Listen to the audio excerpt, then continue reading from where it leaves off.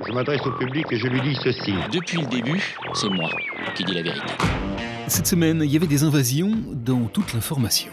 Et donc, vous devez partir. Mais attention, pas n'importe quel type d'invasion.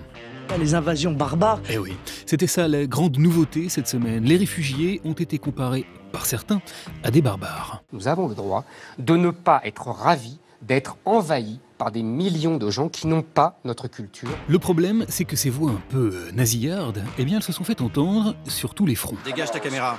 Dégage ta caméra. En Allemagne, d'abord, à Dresde, des groupes néo-nazis ont manifesté pour dire « aïe aïe aïe », leur souffrance et leur hostilité aux réfugiés. Qui me donne quelque chose ? Personne. Qui me donne de l'argent ? Personne. En Hongrie, où Viktor Orban a fait fermer les derniers mètres de frontières encore ouverts avec la Serbie. Une fermeture de frontières avec démonstration de force devant les caméras du monde entier. Mais également aux États-Unis. Oh, ils ont un très gros problème en Europe, avec tous ces gens qui envahissent. Là-bas, le canard de Barbarie s'appelle Donald. Il multiplie les sorties contre les médias. Si vous aimez les médias, applaudissez, sinon faites bouh. Mais il en est devenu la coqueluche et caracole en tête, paraît-il, dans toutes les enquêtes d'opinion. Les sondages viennent de tomber. Et vous savez quoi, les gars ? On explose tout. Et en France, eh bien chez nous, ce sont les suppôts de l'extrême droite qui ont fait le siège des médias.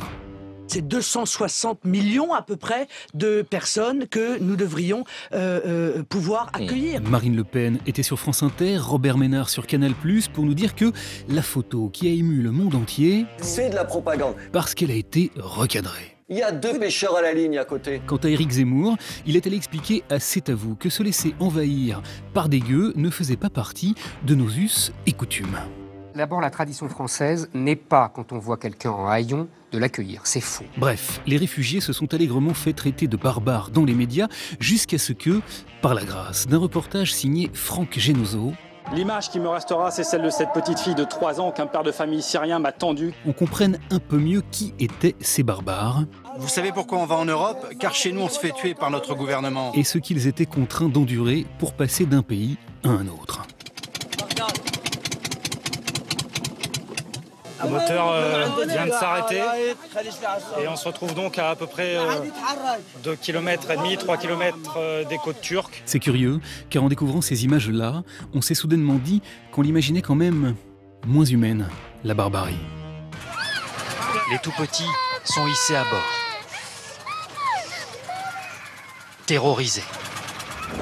Bon, sinon, France 2 a également retrouvé un curioso strogo, Sacha, un surdoué auquel elle avait consacré un reportage il y a 7 ans. Il a décroché son bac avec 4 ans d'avance. Paraît qu'il est devenu ingénieur et qu'il va bien, merci.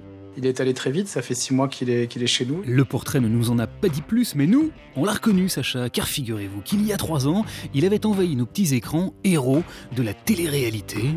C'est horrible, horrible. C'est bien la peine d'être surdoué. Allez, devant autant de barbarie, on en aurait presque oublié de distinguer ici l'émission qui s'est faite le plus douloureusement plaquer cette semaine.